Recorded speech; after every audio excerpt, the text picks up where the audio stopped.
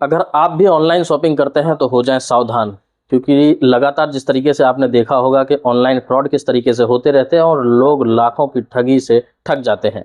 ऐसा ही मामला एक वापी में डोंगरा पुलिस स्टेशन विस्तार के छिरी एरिया के देसाईवाड़ से आया है, जहां पर 4 युवा जो अच्छे खासे पढ़े लिखे थे, उन्होंने ज़्यादा पैसे के चक्कर में, यानी कि ज़्यादा पैसे के लालच आने के चक्कर में लोगों से ठगी करना चालू कर दिया।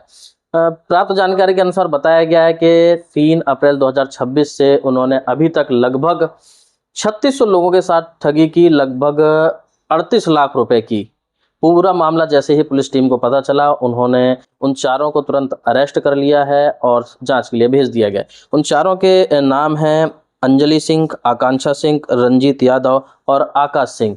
ये शिवोहम नामक एक कंपनी के थ्रू ये लोग रजिस्टर्ड करके ये काम कर रहे थे और इस पूरे मामले में पुलिस ने इन लोगों को अरेस्ट किया है और अभी जांच चालू है कि कौन कौन और इसके पीछे है। और पहले इन लोगों के ऊपर इस तरीके के कोई अपराध दाखिल किए गए हैं कि नहीं किए गए हैं। इस पूरे मामले में वापी डीवाईएसपी दवे साहब ने क्या कहा, आइए जानते हैं विस्तार से।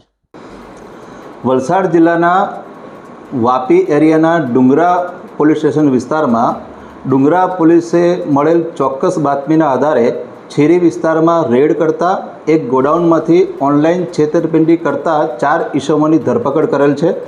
આ બાબતે ડુંગરા પોલીસે સરકાર તરફે ફરિયાદ દાખલ કરેલી છે અને આ ચારેય ઈસમોની ધરપકડ કરી રિમાન્ડ મેળવી અને તપાસ શરૂ કરેલી છે।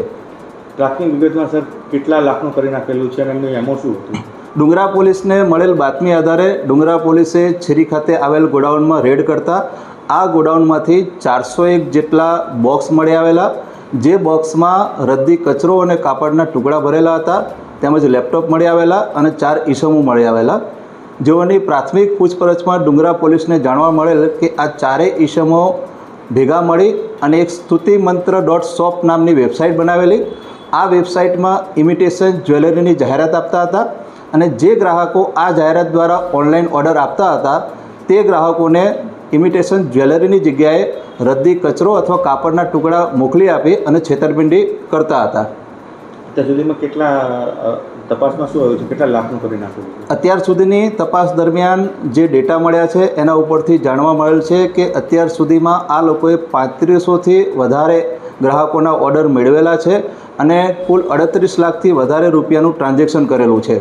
સર, આરોપી કોણ છે અને એમની કેટલું ભણેલા છે? પકડાયેલા જે આરોપીઓ છે એ પૈકી 2 મહિલા છે અને 2 પુરુષ છે। જે 2 મહિલાઓ પકડાઈ છે એ 2 સગી બહેનો છે। તપાસ દરમિયાન જાણવા મળેલ છે કે આ ચારેય આરોપીઓ ખૂબ જ સારું હાઈલી એજ્યુકેટેડ છે। એ લોકોએ કોમ્પ્યુટરમાં ગ્રેજ્યુએશન કરેલું છે, BCA MCA જેવો અભ્યાસ કરેલો છે। શરૂઆતમાં આ લોકો જે ફેમસ ઓનલાઈન પોર્ટલ છે એના દ્વારા પોતાની ઇમિટેશન જ્વેલરીનું વેચાણ કરતા હતા। પછી આ લોકોને વધે લાલચ જાગી અને એમણે એવું નક્કી કર્યું કે આપણે પોતાની વેબસાઇટ બનાવીએ, જેથી આ લોકોએ પોતાની સ્તુતિમંત્ર.shop નામની વેબસાઇટ બનાવેલી અને આ વેબસાઇટ મારફતે ઇમિટેશન જ્વેલરીનું વેચાણ કરતા હતા। પરંતુ જે પ્રમાણે ગ્રાહકોનો રિસ્પોન્સ મળતો હતો અને જે પ્રમાણે ઓર્ડર આવતા હતા એ પ્રમાણેનો માલ આ લોકો પહોંચાડી ના શકતા આ લોકોને વધારે લાલચ જાગેલી અને જે ઇમિટેશન જ્વેલરી બતાવતા હતા એની જગ્યાએ કચરો અથવા તો કપડાના ટુકડા મોકલવાનું શરૂ કરેલું। આ લોકોએ આ રીતે છેતરપિંડી શરૂ કરેલ હતી। આ રીતનું કૌભાંડ સામે આવવા પાછળનું મુખ્ય કારણ શું કે ઓછી એમાઉન્ટ હોવાથી કોઈ ફરિયાદ નથી કરતું એટલા માટે? મોટાભાગની ઇમિટેશન જે જ્વેલરી છે એની જે જાહેરાત આ લોકો આપતા હતા એની નજીવી કિંમત 1000 રૂપિયા, 500 રૂપિયા આવી કિંમત હોતી હતી અને એનું જે દેખાવ છે, જે જાહેરાત આપતા હતા એ બહુ આકર્ષક હોય, જેથી ગ્રાહકો લલચાવી જતા હતા અને 1000 રૂપિયાની કિંમતનો ઓર્ડર આપી દેતા હતા અને જ્યારે ગ્રાહકો છેતરાતા હતા ત્યારે આવી નાની રકમના કારણે કોઈ ગ્રાહકો જલ્દીથી ફરિયાદ કરતા ન હતા। પરંતુ આ બાબત જ્યારે ડુંગરા પોલીસના ધ્યાને આવી ત્યારે ડુંગરા પોલીસે પ્રોએક્ટિવ બની અને આ જગ્યાએ રેડ કરેલી છે અને સરકાર તરફે ફરિયાદ દાખલ કરેલી છે અને ચારેય આરોપીઓની ધરપકડ કરેલી છે। આરોપીઓ હાલ રિમાન્ડ ઉપર છે। આજના દિવસે મારી આ લોકોને અપીલ છે કે આ જે અમે કૌભાંડ પકડેલું છે સ્તુતિમંત્ર.shop નામની વેબસાઇટનો આરોપીઓ ઉપયોગ કરતા હતા।